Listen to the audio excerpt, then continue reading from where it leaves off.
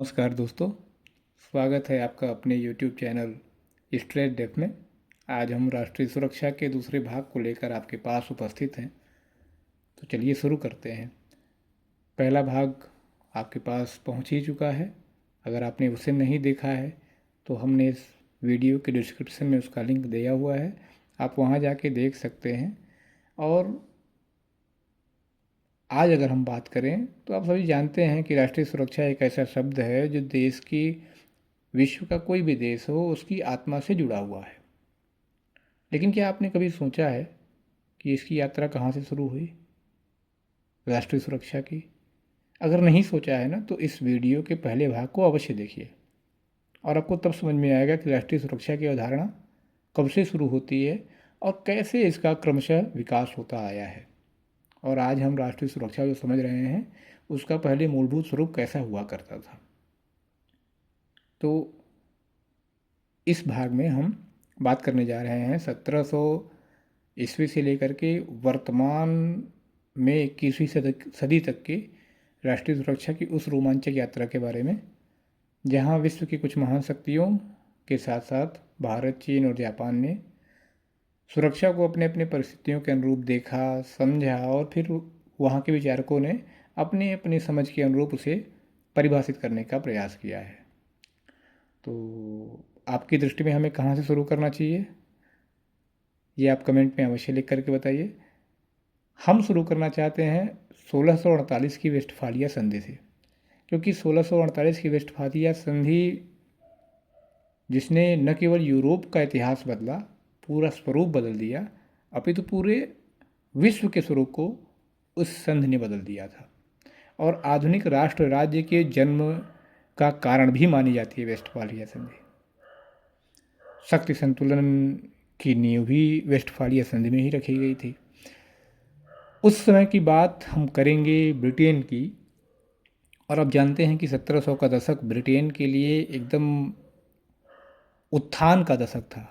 1700, 1800, 1900 यानी द्वितीय विश्व युद्ध तक पूरा ब्रिटिश साम्राज्य उत्थान पर था, ये हम सभी जानते हैं। और 1700 से 1750 तक आते आते ब्रिटेन सामुद्रिक शक्ति बन चुका था और उसने 7 वर्षीय युद्ध 1756 से 1763 में इस कथन को सिद्ध भी किया कि जो समुद्र पर राज करेगा वो विश्व शक्ति बनेगा और विश्व पर राज करेगा। फिर चूँकि ब्रिटेन उपनिवेश बना रहा था, उसने फ्रांस को हरा करके पूरे विश्व में अपने उपनिवेश बनाए, उसमें भारत और अमेरिका भी शामिल थे। उस समय ब्रिटेन की दृष्टि में कहा जाए तो वहाँ पे मैरीटाइम सुप्रीमेसी जो थी वो राष्ट्रीय सुरक्षा की परिभाषा बनी।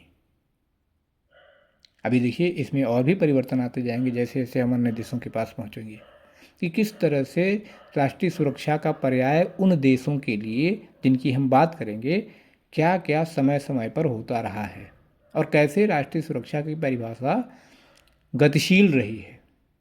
और अब आगे चलिए तो बात करते हैं सन 1800 में, जब नेपोलियन के युद्ध के समय में ब्रिटेन अपने द्वीपीय रक्षा को और अधिक मजबूत बना रहा था और ब्रिटेन ने वाटरलू में जीत भी प्राप्त की। 1815 में वाटरलू की लड़ाई हुई थी और फिर ब्रिटेन यूरोपीय संतुलन का प्रहरी भी बन गया। तो 20वीं सदी में विश्व युद्धों ने यद्यपि ब्रिटेन की शक्ति को पूरी तरह से घटा दिया और विभिन्न जगहों से उपनिवेश को छोड़ करके ब्रिटेन अपने द्वीप तक सिमट गया, लेकिन नाटो 1949 में जो बना, फिर उसके बाद में ब्रेग्जिट के बाद अब जो ब्रिटेन के वहाँ राष्ट्रीय सुरक्षा की अवधारणा है, वहाँ आंतरिक बाह्य आक्रमण की तो अभी यूरोप में बात नहीं होती क्योंकि इन्होंने आपस में समझौते कर रखे हैं। अभी नाटो एक संधि समझौता ही है कि परस्पर एक दूसरे के ऊपर आक्रमण कोई करेगा तो उसको सभी मिल करके टैकल करेंगे यूरोपीय देश, अनेक यूरोपीय देश, उसमें अमेरिका भी शामिल है। तो ये एक अलग पक्ष है, लेकिन उसके अतिरिक्त अभी डेटा सिक्योरिटी, क्लाइमेट सिक्योरिटी, मतलब ये ह्यूमन सिक्योरिटी के कॉन्सेप्ट से अब वहाँ की राष्ट्रीय सुरक्षा तय होती है, या उसकी कह दें अवधारणा में परिवर्तन जो आया है वो अब ह्यूमन सिक्योरिटी पे आकर के टिका हुआ है। तो ये तो एक तरह से कह लीजिए कि ब्रिटेन में राष्ट्रीय सुरक्षा के कॉन्सेप्ट के विकास की बात हो गई। अब अगर बात करें फ्रांस में, तो वहाँ राजतंत्र, उसके बाद फिर क्रांति और फिर परस्पर सहयोग, ये 3 चरण आते हैं राष्ट्रीय सुरक्षा के विकास के सन 1700 से लेके 21वीं सदी तक की बात अगर हम करेंगे। सन 1700 में वहाँ लुई 14वां के अधीन, लुई 14वां उस समय शासन कर रहा था फ्रांस में, उसके अधीन फ्रांस वास्तव में यूरोप का केंद्र था उस समय अगर हम बात करें। और वहाँ सुरक्षा का अर्थ जो था ना, वो राजा और साम्राज्य की प्रतिष्ठा हुआ करती थी, और उसकी सुरक्षा ही राष्ट्रीय सुरक्षा का पर्याय समझी जाती थी। और फिर 1789 में जब वहाँ फ्रांसीसी क्रांति हुई, तब वहाँ पे जो सुरक्षा का कार्य तलवारों से किया जाता था, उसकी उसको जो है ना विचारों से स्थानापन्न कर दिया गया, या कह लीजिए कि तलवारों का स्थान विचारों ने ले लिया और विचारों से विद्रोह किया गया, और फिर ज़बरदस्त क्रांति हुई वहाँ पे, और वहाँ फिर सुरक्षा का अर्थ बदला। क्या हुआ फिर सुरक्षा का अर्थ? आंतरिक स्थिरता हो गई और लोकतंत्र की रक्षा बनी। ये 2 अर्थ उसके निकले। अब फिर नेपोलियन ने इस विचार को हथियार बनाया और पूरे यूरोप को जीतने निकल पड़ा। और जब ये यूरोपीय विजय की यात्रा पर निकले नेपोलियन, लेकिन फिर आगे वाटरलू की हार में फ्रांस ने सीखा कि हर विस्तार की एक सीमा होती है। इट मीन्स कि राष्ट्रीय सुरक्षा का जो कॉन्सेप्ट वहाँ पे आंतरिक स्थिरता और लोकतंत्र की रक्षा के साथ साथ नेपोलियन के समय में पूरे विस्तारवाद का भी बना था, वो बदल गया। और फिर प्रथम और द्वितीय विश्व युद्ध में फ्रांस ने भी द्वितीय विश्व युद्ध के बाद नाटो और यूरोपियन यूनियन के माध्यम से सहयोग का रास्ता चुना, और फिर कलेक्टिव सिक्योरिटी के कॉन्सेप्ट को अपनाया। आज फ्रांस की राष्ट्रीय सुरक्षा में ना साइबर, जलवायु, आतंकवाद, तीनों आयाम शामिल हैं, और साथ ही साथ ह्यूमन सिक्योरिटी के सभी कॉन्सेप्ट, सभी आयाम फ्रांस अपने वहाँ राष्ट्रीय सुरक्षा में शामिल करता है। अब यूरोप के एक और राष्ट्र की बात करें, जर्मनी की, तो वहाँ 1700 में फ्रेडरिक महान शासन किया कर रहे थे, और उन्होंने प्रशिया को यूरोप की सैन्य प्रयोगशाला बना दिया था, एक तरह से अगर कहा जाए। और मतलब आप इतिहास की पुस्तकों में पढ़ेंगे तो आप पाएंगे कि मिलिट्री एफिशिएंसी जो थी ना उनकी, फ्रेडरिक महान की, ये उसकी पहचान हुआ करती थी।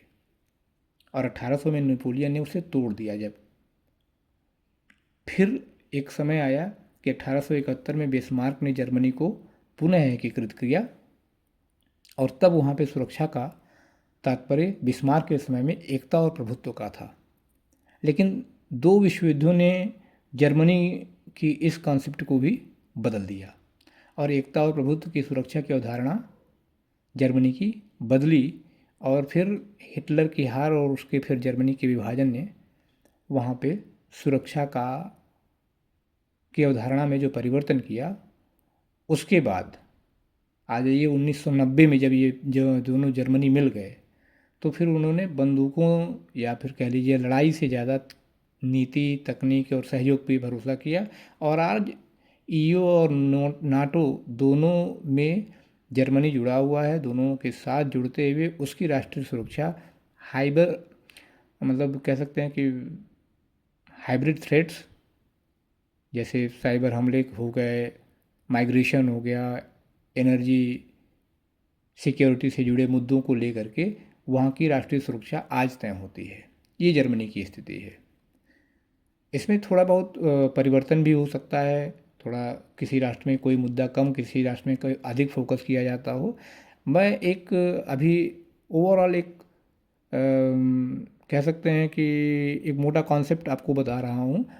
जब हम आगे और स्पेसिफिक वीडियो बनाएंगे तो उसमें एकदम क्रमिक रूप से कौन सा राष्ट्र अपने राष्ट्रीय सुरक्षा के अंतर्गत किन मुद्दों को रखता है उसमें हम स्पष्ट करेंगे। अभी हम एक क्रमिक विकास की यात्रा पर चल रहे हैं, इसलिए कुछ कुछ मुद्दों को हमने इनमें शामिल किया हुआ है। तो जब आप इस वीडियो को देख रहे हो तो ये इस बात का ध्यान रखिएगा। अब इस तरह से मतलब आप देख लीजिए कि यूरोप में हमने ये देखा कि राष्ट्रीय सुरक्षा की अवधारणा जो सन 1700 से या कह लीजिए उससे भी प्राचीन जो हमारी पहली वीडियो में बनाया है, वहाँ युद्ध से चल करके साझेदारी, संतुलन और विश्वास तक पहुँची और नाटो, यूरोपियन यूनियन जैसे संगठनों तक पहुँचते पहुँचते अब 21वीं सदी में यह भी बदल रहा है। यह भी कॉन्सेप्ट जो अभी साझेदारी, संतुलन, विश्वास का चल रहा था, क्योंकि ब्रिटेन वहाँ से एग्जिट कर चुका है यूरोपियन यूनियन से, और धीरे धीरे अन्य राष्ट्र भी इसके लिए पक्षधर हैं, वो भी प्रयासरत हैं। तो अब ये कॉन्सेप्ट भी उनका बदल रहा है। आगे इस पे क्या परिणाम आएगा हम आगे आने वाली वीडियोज़ में देखेंगे और बात करेंगे। अब अगली बात करेंगे संयुक्त राज्य अमेरिका की। और आज की जो राष्ट्रीय सुरक्षा मतलब कह लीजिए शब्द है, और साथ ही साथ उसका जो वर्तमान कॉन्सेप्ट है, मूलभूत अवधारणा है, उसके लिए संयुक्त राज्य अमेरिका के विचारकों को श्रेय जाता है, इसमें संदेह नहीं है, जो राष्ट्रीय सुरक्षा शब्द है। और पहली वीडियो में हमने इस बात को बताया था कि नहीं, ये केवल अमेरिका कहे कि नहीं, हमने ही केवल इसे यहाँ पे मतलब इस कॉन्सेप्ट को जन्म दिया और उसकी बातों को आगे बढ़ाया। तो हमने उसमें प्रथम वीडियो में बताया है कि ऐसा नहीं था, सुरक्षा का स्वरूप केवल बदला हुआ था, अन्यान्य विभिन्न स्वरूपों में सुरक्षा पहले भी विद्यमान थी।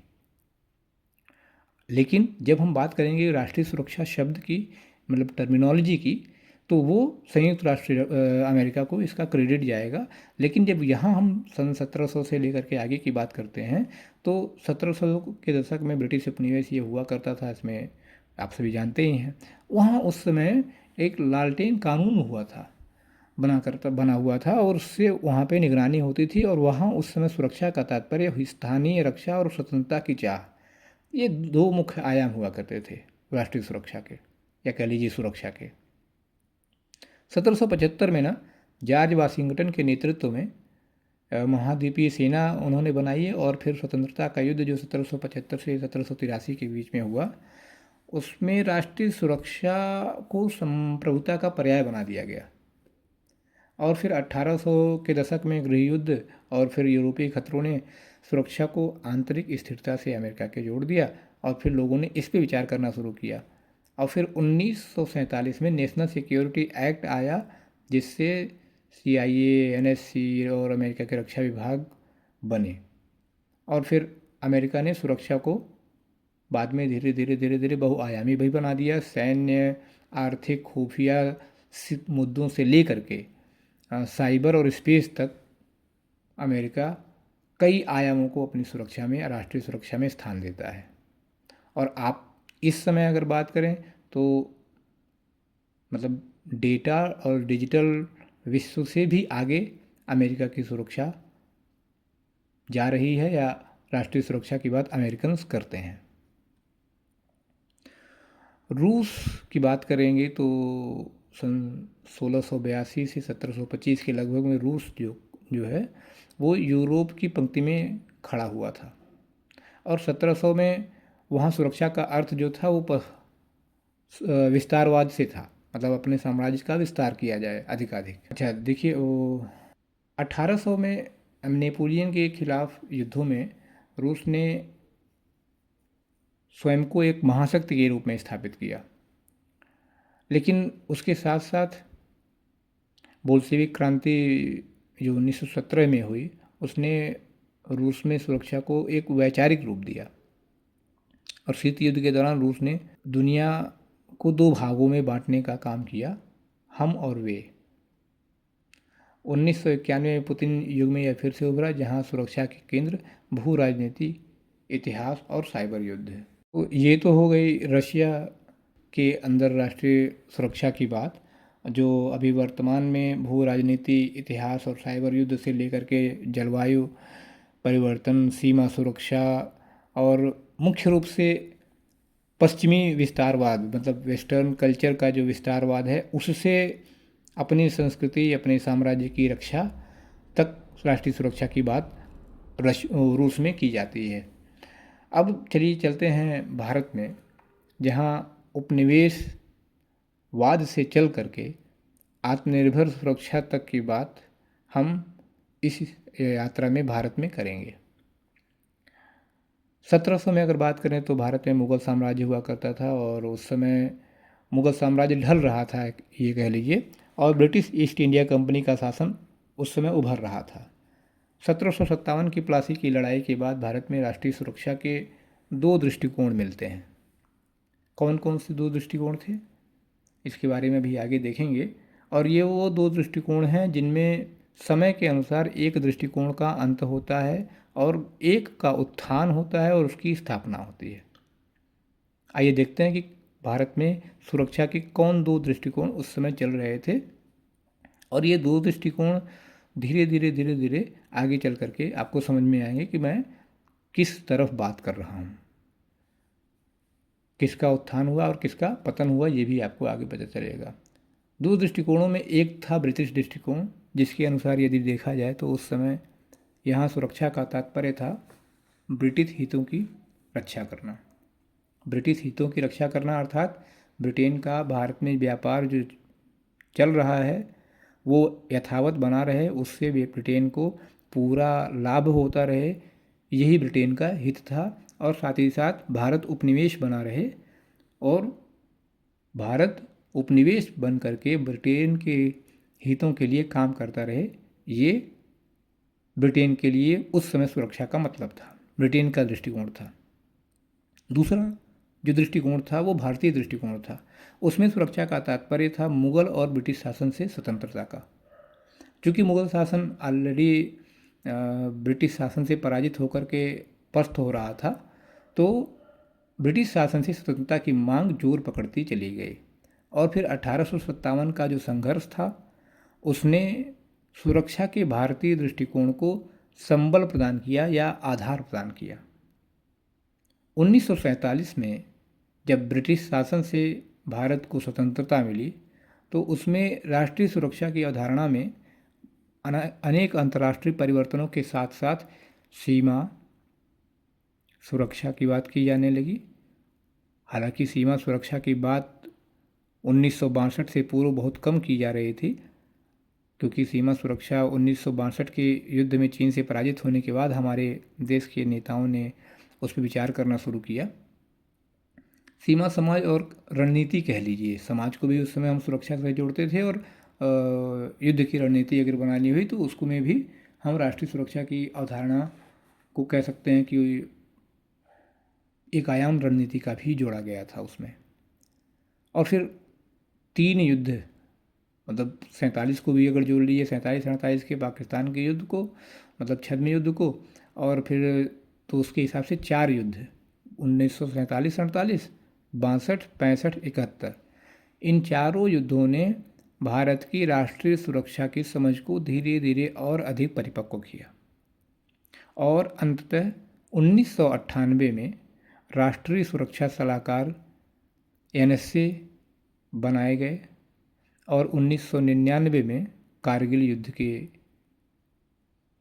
बाद राष्ट्रीय सुरक्षा परिषद की स्थापना हो गई। आज भारत की राष्ट्रीय सुरक्षा की अवधारणा में कह लीजिए बाह्य और आंतरिक सुरक्षा के साथ साथ साइबर, जलवायु, ऊर्जा और हिंद महासागर की सुरक्षा शामिल है। और साथ ही साथ राष्ट्रीय सुरक्षा की अवधारणा में अब जो है भारत केवल विभिन्न आयामों को शामिल नहीं कर रहा है, बल्कि वो हिंद महासागर के क्षेत्रों में अब एक नेट सिक्योरिटी प्रोवाइडर की भी भूमिका निभा रहा है। अब ये मतलब कह सकते हैं कि एक्सटेंडेड नेशनल सिक्योरिटी कॉन्सेप्ट में आएगा। ये तो हो गया एक भारतीय परिप्रेक्ष्य, यहाँ पे राष्ट्रीय सुरक्षा का किस तरह से क्रमिक विकास हुआ उसको हम देखते हैं। बीच के समय में जो आप देखेंगे, एक लंबे कालखंड में चाणक्य से लेकर के आचार्य चाणक्य की सुरक्षा के चिंतन के बाद जो सुरक्षा का चिंतन भारत में एक गैप आता है, लंबा गैप, तो उसमें बहुत सारे लेखक विचारक मौन हो जाते हैं कि उसमें हम क्या बताएं। तो अध्ययन के बाद ये ज्ञात होता है दोस्तों कि अ, चाहे पृथ्वीराज चौहान हों, चाहे वे महाराणा प्रताप हों, छत्रपति शिवाजी महाराज हों, महाराजा रणजीत सिंह हों, या इस तरह के हमारे जितने भी महान योद्धा रहे जिन्होंने मुग़लों से अ, ब्रिटिश शासकों से, ब्रिटिश सैनिकों से, उनके सेना नायकों से लड़ने का जो निरंतर प्रयास किया, निरंतर उनसे स्वतंत्रता का जो भारत की स्वतंत्रता का उन्होंने प्रयास किया, वो उनके राष्ट्रीय सुरक्षा चिंतन को ही दर्शाता है। अपनी मातृभूमि की सुरक्षा के लिए वो लगातार अपने प्राणों का उत्सर्ग करते रहे, वो उनके चिंतन को दर्शाता है। हाँ, चूँकि भारत उस समय दास्तां से पीड़ित था, तो उससे बाहर निकल के ही कुछ लिखना पढ़ना हो सकता था, और लिखने पढ़ने का जो काम था वो पूरी तरह से जब मुग़ल शासन में रहे तो मुग़लों के हाथ में था कि वो जैसा चाहे वैसा इतिहास लिखवाया उन्होंने। और फिर जब ब्रिटिश आए तो ब्रिटिश ने अपने हिसाब से इतिहास लिखवाया, और ब्रिटिशर्स के जाने के बाद जो हमारे देश के नेता थे उनके हाथ में आया ये बागडोर आई इतिहास लिखने की। तो कुल मिला जुला के 1947 के पूर्व और 1700 के बाद, या उसके भी पहले देख लीजिए, आचार्य चाणक्य के बाद जो सुरक्षा चिंतन के लिखने का इतिहास है, लेखन का जो इतिहास है, उसमें गैप तो मिलता है, लेकिन जो लोगों में चेतना थी, सुरक्षा का भाव था, वो यथावत बना हुआ था।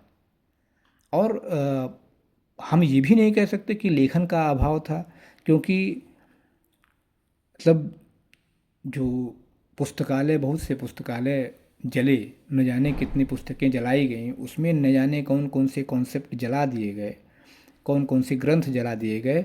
ये तो फिर इतिहास है, अब इसके बारे में तो बात नहीं की जाती।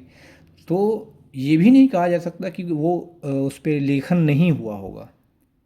यदि वो पुस्तकें बची होती तो हम शायद इसका अनुमान न लगाते और वो हमें यथावत मिल जाती, लेकिन नहीं बची हैं, तो केवल ये अनुमान लगाया जा सकता है कि लेखन अवश्य हुआ होगा, क्योंकि इतने समृद्ध संस्कृति और परंपरा वाले देश में कोई भी ऐसा विषय मानव जीवन से जुड़ा नहीं था जिसमें लेखन कार्य लिपिबद्ध न हुआ हो। तो ये मानना थोड़ा सा कठिन होता है कि नहीं, उस बीच में पूरा लेखन या चेतना की शून्यता आ गई थी भारत के लोगों में, और उन्होंने कोई भी उस समय लेखन का कार्य नहीं किया। ये एक पर्सपेक्टिव हो गया भारत का। अब हम बात करेंगे चीन की, जहाँ पे दीवारों से लेकर के डिजिटल ड्रैगन तक हमने इसको नाम दिया है कि दीवारों से लेकर के डिजिटल ड्रैगन तक की राष्ट्रीय सुरक्षा की अवधारणा की यात्रा चीन में होती है। सन 1700 में अगर हम बात करें तो वहाँ पे राजवंश का शासन था, और चिंग राजवंश के पास शक्तिशाली सैन्य शक्ति हुआ करती थी। लेकिन उस समय जो वहाँ उस समय चीन का सुरक्षा तात्पर्य चीन में था दीवारों के भीतर समृद्धि, कह लीजिए। बाह्य आक्रमण से बचने के लिए चीन ने दीवार बना ही लेती थी, लेकिन वो थलीय सीमा की ओर से विशेष रूप से उन्होंने दीवार बनाई और जलीय सीमा को एज इट इज़ रहने दिया। और उसका परिणाम ये हुआ कि 1839 से लेकर 1842 के प्रथम अफीम युद्ध और 57 से 60 तक के मध्य हुए द्वितीय अफीम युद्ध ने चीन को तोड़ दिया और चिंग राजवंश की स्थिति बदलने लगी। नानजिंग और तियानजिंग की संधियों ने वहाँ सुरक्षा का दृष्टिकोण बदला, और फिर 90 वर्ष बाद लगभग 1949 में माओ जेडोंग ने जब वहाँ पे नया चीन बनाया, जिसे आज हम पीपल्स रिपब्लिक ऑफ चीन कहते हैं, उसे बनाया, और फिर वहाँ सुरक्षा का जो तात्पर्य बना वो जन विद्रोह या जनता का युद्ध, पीपल्स वार जिसे कहते हैं, वो बन गया। और फिर देंग सियाओपिंग ने सुरक्षा की अवधारणा में जो वहाँ पे परिवर्तन किया, उन्होंने कहा कि पहले विकास और फिर रक्षा, ये उनकी अवधारणा थी। और फिर आज अगर हम बात करेंगे तो शी जिनपिंग के दौर में तो चीन में कम्प्रिहेंसिव नेशनल सिक्योरिटी की बात होती है, जिसमें चीन ने कई आयामों को जोड़ा है, लेकिन मुख्य रूप से 11 आयामों को जोड़ा है। और उसमें सबसे प्रमुख जो हैं वो राजनीति, cyber security, cultural security, economic security, environmental और स्पेस सिक्योरिटी की बात करता है। हालांकि एक और भी पक्ष चल रहा है कि राष्ट्रीय सुरक्षा के अन्य आयाम के रूप में चीन कहता है कि वो वैश्विक नेतृत्व करने के लिए अब आगे बढ़ रहा है। तो ये जो है ना चीनी कॉन्सेप्ट है कि उसमें वे अपने नेशनल सिक्योरिटी जो को देखते हैं। अब चलिए, ये तो हो गई चीन में सुरक्षा की बात, अवधारणा उसकी कैसे वहाँ पे डेवलप हुई।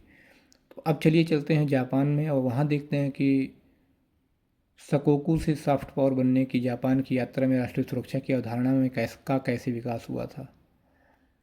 सन 1700 में जापान में शकोकु नीति, शकोकु जानते हैं आप लोग, नहीं जानते होंगे तो जान लीजिए। शकोकु एक विदेशियों से अलगाव की नीति थी। जापान मतलब 1850 के लगभग तक विदेशी शक्तियों से या विदेशियों से अलग एक दूरी बना करके रखता था, उनसे बिल्कुल बहुत लगाव नहीं रखता था। एक तरह से कह लीजिए कि अलगाव की नीति का पालन करता था। तो उस समय वहाँ राष्ट्रीय सुरक्षा का अर्थ जो था वो आंतरिक शांति और सामाजिक अनुशासन हुआ करता था जापान में। और 1853 में कमोडोर पेरी के जहाज़ जो थे ना, जब वहाँ पहुँचते हैं जापान के बंदरगाहों पे और फिर वहाँ उसको आधुनिक बनने पे मजबूर करते हैं। और जापान के शासकों ने उनके जो प्रस्ताव थे कमोडोर पेरी के, उसको स्वीकार किया। फिर मेiji रेस्टोरेशन के बाद 1868 के आसपास जो हुआ था ना, उसने जापान को औद्योगिक और सैन्य शक्ति बनाया। अब मेiji रेस्टोरेशन के बारे में हम बाद में बात करेंगे। फिर 1894 में ना, जब ये चूँकि ये सैन्य शक्ति जापान बन ही रहा था, तो 1894 का जापान चीनी युद्ध जो था उसकी शक्ति की उद्घोषणा थी जापान की। जब सैन्य शक्ति बन रहा था 1868 से शुरू हुआ था और 1894 में चीन जापान युद्ध हुआ था और जापान उसमें विजयी भी हुआ था। लेकिन जब द्वितीय विश्व युद्ध में 1945 में जापान हार गया, तब उसने जाके अपने हथियार छोड़े और सेल्फ डिफेंस फोर्सेस बना करके सिंपली सुरक्षा को मर्यादा के साथ रक्षा में बदल दिया। और आज जापान की राष्ट्रीय सुरक्षा में टेक्नोलॉजी, समुद्री शक्ति और अमेरिका के सहयोग पर आधारित है राष्ट्रीय सुरक्षा चिंतन। और साथ ही साथ अब वो जा कर के अपने डिफेंस फोर्सेस, सुरक्षा फोर्सेस को बढ़ाने की ओर कदम बढ़ा रहा है। क्योंकि अभी 16-17 में शायद जापान में वहाँ पे कुछ कॉन्स्टिट्यूशनल चेंजेज हुए थे सिक्योरिटी फोर्सेस को लेकर के, उसको लेकर के अब जापान सेल्फ डिफेंस की ओर कदम बढ़ा रहा है, ये कह सकते हैं। तो ये कुल मिलाकर के 300 सालों की इस यात्रा में राष्ट्रीय सुरक्षा के विकास के बारे में जब हम बात करें तो देखते हैं कि इन 300 वर्षों में राष्ट्रीय सुरक्षा पूरे विश्व में घूम करके अगर देखिए तो कहीं भी किसी एक रूप में नहीं रही या बदलती रही, इसकी अवधारणा बदलती रही। साम्राज्य से राष्ट्र में, फिर तोपों से, मतलब अश्वारोही सेनाओं से ले लेकर के तोपों तक आती है, तोपों से फिर आधुनिक तकनीकी तक आती है, और फिर आधुनिक तकनीकी के बाद कह लीजिए कि युद्ध से सहयोग में बदलती है अवधारणा। और आज विश्व की सुरक्षा सिर्फ सीमाओं पर नहीं बल्कि डेटा, जलवायु और विचारों पर निर्भर है। तो मतलब मैं ये कहना चाहूँगा कि अगली बार जब भी आप राष्ट्रीय सुरक्षा शब्द सुने तो ये याद रखिए कि यह सिर्फ एक राष्ट्रीय सुरक्षा नीति ही नहीं बल्कि मानव सभ्यता की सतर्कता की कहानी है, जिसको हर देश पालन कर रहा है और हर देश आगे भी पालन करता रहेगा जब तक कि मानव संस्कृति है।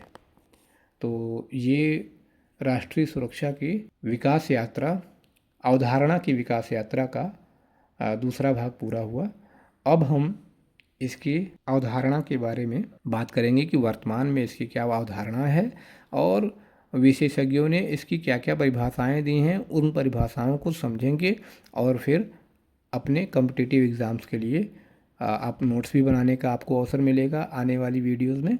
और ये तो एक मतलब कह लीजिए कि कहानी के माध्यम से हमने आपको राष्ट्रीय सुरक्षा की ऐतिहासिक विकास यात्रा को समझाने का प्रयास किया है। यदि ये प्रयास आपको अच्छा लगे तो वीडियो को लाइक अवश्य कीजिएगा, हमारा चैनल सब्सक्राइब कीजिएगा। साथ ही साथ कमेंट में ये बताइएगा कि आपको ये एक जो प्रयास है कहानी के माध्यम से रक्षा अध्ययन के विषय को आप तक पहुंचाने का, ये कैसा लग रहा है। और इसे दूसरों तक भी शेयर करिए। बहुत बहुत धन्यवाद, आपने मुझे सुना।